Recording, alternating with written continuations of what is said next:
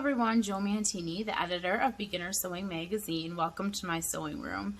I wanted to take a second to address patterns, downloadable PDF patterns to be exact, with the group, and to show you what they're about, why you shouldn't be intimidated if you've been considering purchasing one or downloading one. I just want to show you how they come as a packet. So I have been loving these because I'm not really a pattern person, but once I got my first one and figured it all out, it really is not that complicated. So I thought I would share a little bit with you what it looks like once you get it. So it's very simple to get. The thing that I love most about it is that you get it right away. So you can download it, you print it off, and you have it. But now what to do with it? So there's a couple different ones that I downloaded to show you. The first is this bunny one. I printed it out. And what's great about this one is it came as two files. The first file is the tutorial, the step-by-step how to do it. And the second file were the actual print-offs to cut for the pattern. So as you can see, you would cut out along, and then it tells you exactly what to do step by step. This one, the pattern in the tutorial looks really easy to follow. It's just your skill level in sewing it and your patience, how much you would have. But I would still write this as a beginner. The second one that I did was for a sweatshirt I'm going to be trying. This is something new, so it's a little bit different because you have to piece it together. So it comes again as a packet broken down. So a lot of these patterns, I shouldn't say a lot, but some of these patterns that you're going to be buying have different options. So for example, if you're making a shirt, you could make it with sleeves, with short sleeves, different collar options. And that was the case with this pattern that I downloaded, that I purchased for download. So it comes, this one came like this. It has a bunch of different pages, bunch of different pieces, and a bunch of different files. So for me, it was figuring out which files I want, which style neck I want, and printing out the tutorial. So with this, you'll notice if I come in close, you can see it has the sizing chart, and it has all these different lines, different colors, and different lengths of dashes. And it tells you once you get your measurements, which is in the instructions typically, these would be the pieces that we're going to be creating and cutting out from within this file. So you would take your measurements according to how the pattern says, and then you would cut and find that appropriate line. But first you have to piece it together. So let me show you how you piece this pattern, these pattern pages together, and how easy it is so that you're not so intimidated. Watch this. Okay, for this step in the process, you're going to want to have some Scotch tape on hand, as well as your scissors. That's really all you need. And what you're going to do is you're going to follow the directions to line it up. So you can see these black lines. These are your overlap lines. So when I'm lining up my sheets, I have my first page, and they're usually just right in order for you to make it easy. You can see how these are kind of going to go together. And you take this one, put it up to that black line, and that's how you know where it's going to go. And then you're going to tape that along, and you can see there's going to be another piece. And they line up, so if you see right here, it says 2B. So I'll find the next sheet that has the 2B, and you'll keep lining it up so that they overlap on the cross.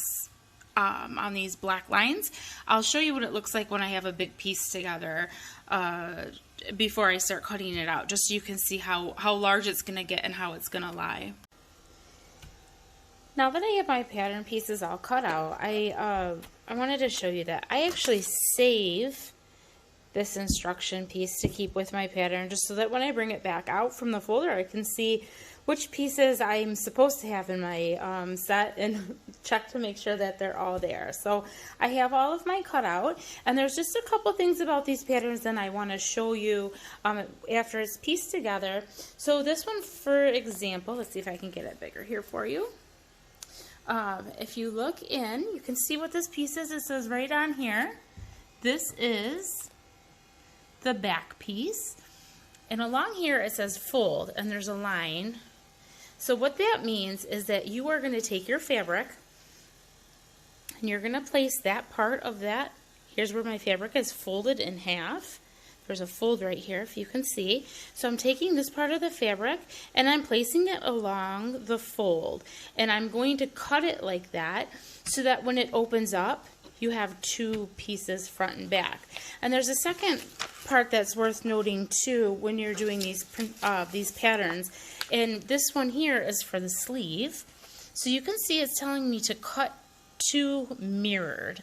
And what that means is that you're not going to, you can have your fabric folded in half, but you're not going to cut it because you want them to be separate. You don't cut it on the fold.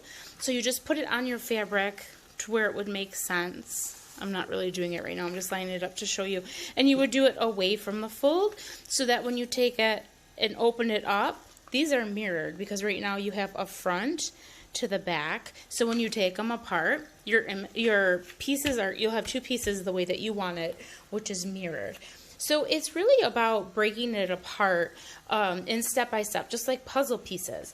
So once you cut these out, I clip it to the fabric. I use these clips here, and I clip my patterns down, and I keep them clipped until to the fabric so I know which pieces are which until I'm ready to sew them. So when I get to that and I start cutting out and sewing, I'll show you a little bit more about how this piece is going to start to come together. But for now, I just wanted to show you these patterns and how simple they are and why I love having these PDF. Number one, it's supporting these small shops right now, and number two, you can save them so you can always cut them out if you don't have to worry about ruining them after you make that first cut. So they're kind of my new thing, I think, for this winter. So I'm looking forward to showing you guys how this turns out. Happy sewing!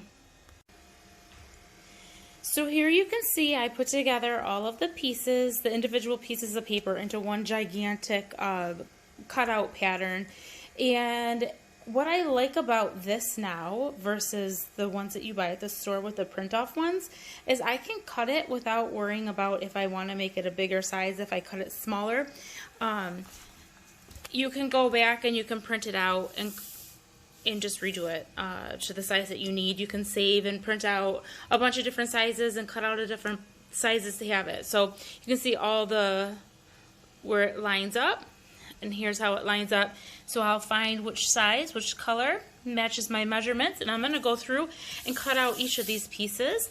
And when I'm done, these are the pieces that I will have cut out from this section of the pattern.